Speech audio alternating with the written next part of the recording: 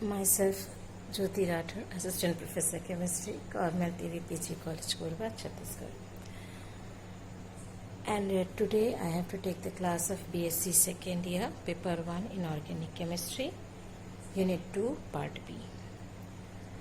तो बच्चों आज हम लोग का टॉपिक है isomerism in coordination compounds, means उपसंयोजक यौगिकों में समावयवता के बारे में हमें स्टडी करना है। सबसे पहले हमें ये समझ में आना चाहिए कि हम समावयवता से क्या समझते हैं।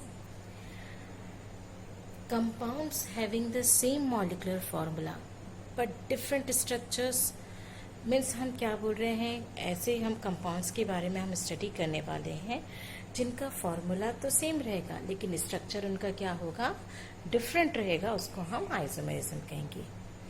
तो हिंदी में हम इसे कैसे परिभाषित कर सकते हैं, समान प्रतिशत संगठन एवं अणु भार वाले ऐसे यौगिक जो भौतिक एवं रासायनिक गुणों में भिन्न हो एक दूसरे के समावयवी कहलाते हैं तथा इस घटना को समावयवता कहते हैं। मतलब कहने का ये है कि इनका फॉर्मूला सेम रहेगा लेकिन इनका जो स्ट्रक्चर है वो यहाँ पे डिफरेंट होगा।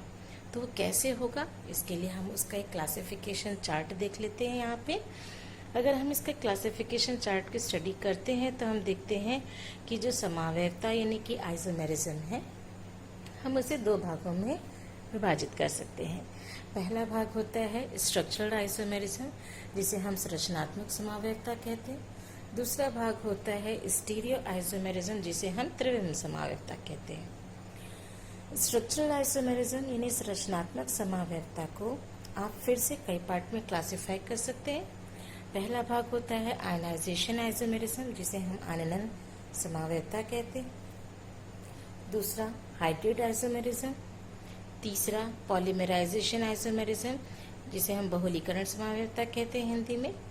लिगेंड आइसोमेरिज्म, कोऑर्डिनेशन आइसोमेरिज्म, जिसे हम हिंदी में उपसंयोजन समावयवता कहेंगे।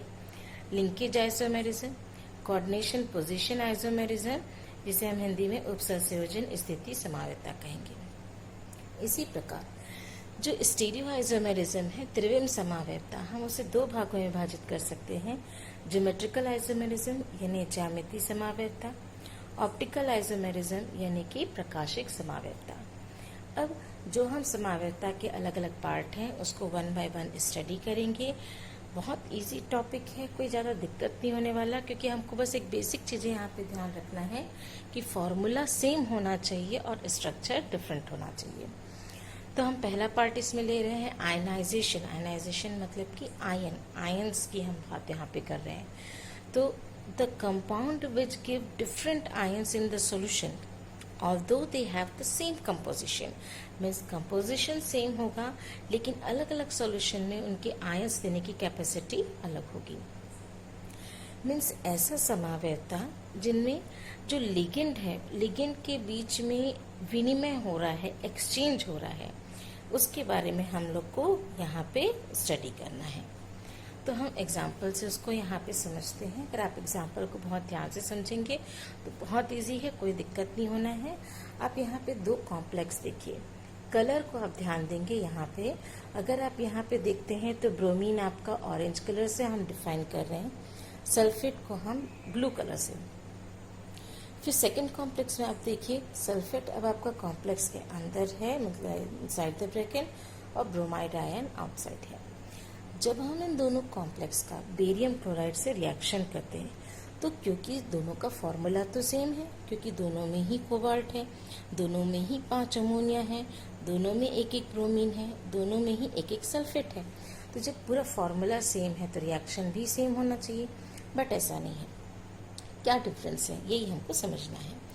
यदि हम इनको बेरियम क्लोराइड के साथ रिएक्शन करते हैं तो ध्यान देंगे कि अगर फर्स्ट सिचुएशन ले रहे हैं when sulphate is outside the bracket, तो इन दैट कंडीशन जब वो बेरियम क्लोराइड से रिएक्ट कर रहा है तो वो बेरियम सल्फेट का फॉर्मेशन कर रहा है, और ये प्रैक्टिकली हम इसे करके भी देख सकते हैं, और हमको वहाँ पे व्हाइट प्रेसिपिटेट यानी कि श्वेत अवशेप प्राप्त हो रहा है।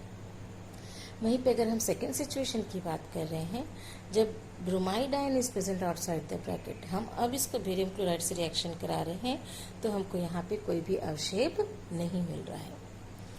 इसी तरीके से सेम आपका कॉम्प्लेक्स है, अगर हम इसका सिल्वर नाइट्रेट से रिएक्शन करा रहे हैं तो फर्स्ट सिचुएशन में हमें कोई प्रेसिपिटेट नहीं दे रहा है, लेकिन सेकंड सिचुएशन में वो हमें येलो प्रेसिपिटेट यानी कि पीला अवशेप वहाँ पे प्रदान कर रहा है। मीन्स हमारा कहने का मतलब यहाँ पे ये है, फॉर्मूला सेम है लेकिन स्ट्रक्चर में अगर थोड़ा भी डिफरेंस आता है तो जो कॉम्प्लेक्स है उसके फिजिकल और केमिकल प्रॉपर्टीज यानी कि भौतिक एवं रासायनिक गुण में अंतर हमको बिल्कुल क्लियरली स्पष्ट हो जाता है। अब इसे हम और उदाहरण से भी समझ सकते हैं। अगर आप और उदाहरण इसमें देखना चाहेंगे तो आप यहाँ कलर से उसको आप आइडेंटिफाई कर सकते हैं। कलर से हम यहाँ पे ये बता रहे हैं कि जो Cl2 है और NO2 है उसके हम आयंस की पोजीशन को बता रहे हैं कि आयनाइजेशन यहाँ पर किस तरीके से हो रहा है। तो जब आप आयनाइजेशन की बात कर रहे हैं यहाँ पे तो आप देखिए NO2 माइनस यहाँ पे आउट हो रहा है। Cl की बात कर रहे हैं हम, ब्रोमाइड Cl मीन्स यहाँ पे आप एक एक आयंस का यहाँ पे इस वे पे एक्सचेंज को समझ सकते हैं, यानी कि हम यहाँ पे इसके आयनाइजेशन के प्रोसेस को समझा रहे हैं। नेक्स्ट हम लोग आते हैं हाइड्रेट आइसोमेरिज्म। नाम से ही क्लियर हो रहा, हाइड्रेट मीन्स ये कहीं ना कहीं H2O मॉलिक्यूल से रिलेटेड है। किस तरीके से रिलेटेड है, बहुत सिंपल सा फंडा है इसमें। Hydrate isomer are the type of isomer which have similar composition but differ in the presence of number of water. Means समावयवता किसी संकुल में उपसंयोजित क्षेत्र के भीतर और बाहर जल अणुओं की भिन्न संख्या। बहुत सिंपल है, फॉर्मूला सेम रहेगा, लेकिन जो जल का मॉलिक्यूल है उसमें कैसे, मतलब हम बात कर रहे हैं कि उपसंयोजित क्षेत्र के भीतर और बाहर उनके अणुओं की संख्या में कैसे अंतर आ रहा है। एग्जाम्पल हम ले सकते हैं CrCl3.6H2O। पहला सिचुएशन देखते हैं। पहले सिचुएशन में inside the bracket 6H2O is there, outside the bracket 3Cl is there and the colour will be violet, hexa aqua chromium chloride. Second situation में अगर आप देखते हैं, inside the bracket 5 molecule of H2O is present, outside the bracket 1, color will be blue green. In next situation, inside the bracket 4H2O molecule, outside the bracket 2H2O molecule, now color will be green. तो अगर formula same है तो अगर उनका formula same है तो भौतिक रासायनिक गुण भी सेम होना चाहिए, लेकिन ऐसा होता नहीं। तो ये प्रैक्टिकली हम इसे प्रूफ कर सकते हैं कि फॉर्मूला सेम होने के बावजूद भी उनके जो स्ट्रक्चर है अगर उसमें डिफरेंस आता है तो किसी भी कॉम्प्लेक्स कंपाउंड के नेचर में डेफिनेटली डिफरेंस क्रिएट होता है।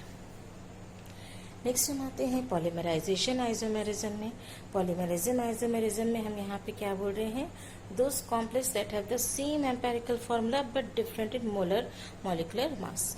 मीन्स उनका संगठन एक समान हो सकता है किंतु आणविक सूत्र में जो वो सरलतन एक स्टाइक्योमेट्रिक व्यवस्था में गुणित होंगे। एग्जाम्पल आप ले सकते हैं, NH3 है फर्स्ट में, नेक्स्ट है NH3 ये किसको डिनोट कर रहा है यहाँ पे, पॉलीमराइजेशन आइसोमेरिज्म यानी बहुलीकरण समावयवता। नेक्स्ट हम लोग आते हैं कोऑर्डिनेशन आइसोमेरिज्म यानी कि उपसहसंयोजक समावयवता में। Isomerism in which the composition of the complex ion varies means the total ratio of ligand to metal remains the same but the ligands attached to a specific metal ion exchange.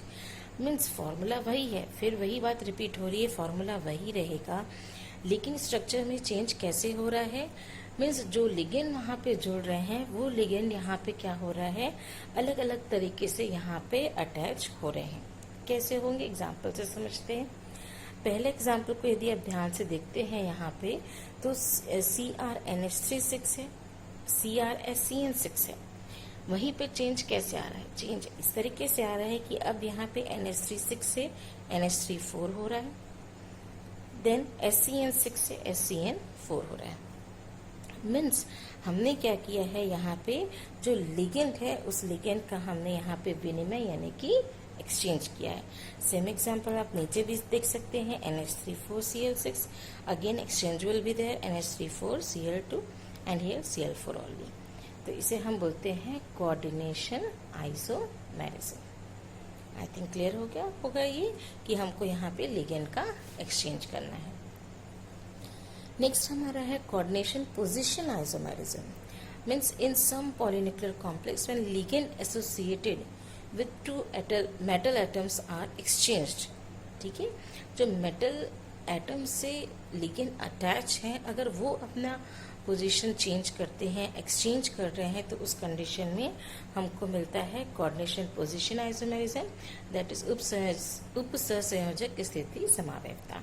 तो ligand के विनिमय से क्या स्थिति यहाँ पे create हो रही है, आप कलर से आप उसको आइडेंटिफाई कर सकते हैं। अमोनिया 4 था यहाँ पे 2 है। Cl2 का सिचुएशन देखिए, देन Cl ने यहाँ पे एक्सचेंज किया, तो इस तरीके से हमको यहाँ पे कोऑर्डिनेशन पोजीशन आइसोमेरिज्म मिलता है। नेक्स्ट आते हैं लिगेंड समावयवता में। यदि लिगेंड जो खुद ही अपने में चेंजेस ला सकते हैं, जैसे कि अगर आप बात कर रहे हैं यहाँ पे प्रोपेन की, तो प्रोपेन में अगर हम NH2 को ऐड करते हैं तो हमको 1,2 डायमिनो प्रोपेन मिलता है, जिसे हम PN से डिनोट करते हैं, या 1,3 डायमिनो प्रोपेन मिलता है, जिसे हम TN से डिनोट करते हैं।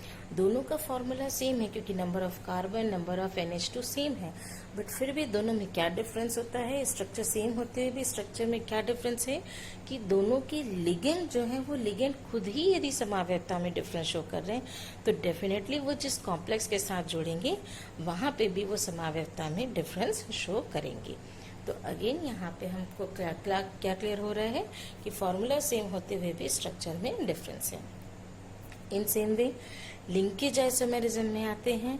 यहाँ पे क्या होगा, जब एक ही लिगेंड धातु आयन से दो भिन्न भिन्न प्रकार से जुड़ सकता है।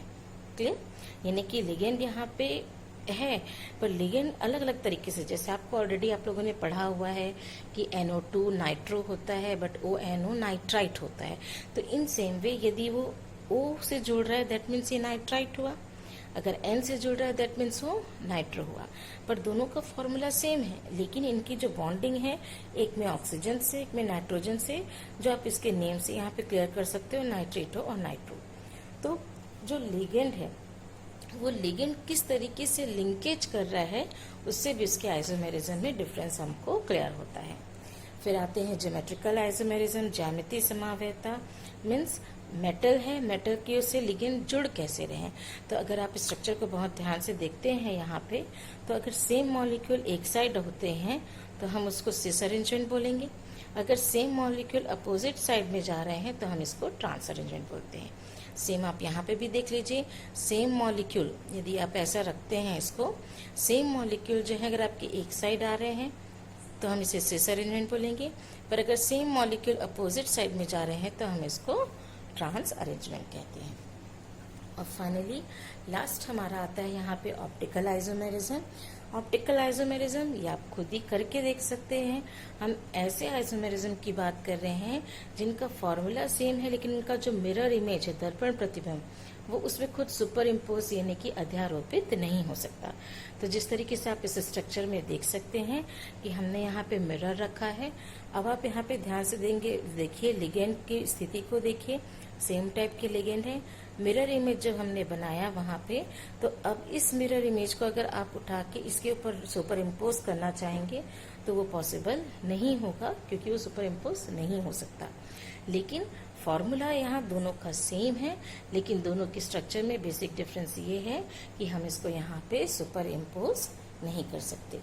तो टोटल आज हम लोगों ने क्या पढ़ा आइसोमेरिज्म में, कि फॉर्मूला सेम होते हुए भी स्ट्रक्चर में डिफरेंस हो सकता है, और उस डिफरेंस की वजह से कई इसके दो प्रकार हो सकते हैं, एक हो सकता है स्ट्रक्चरल और एक हो सकता है स्टीरियो आइसोमेरिज्म, और उसके अलग अलग टाइप्स होते हैं।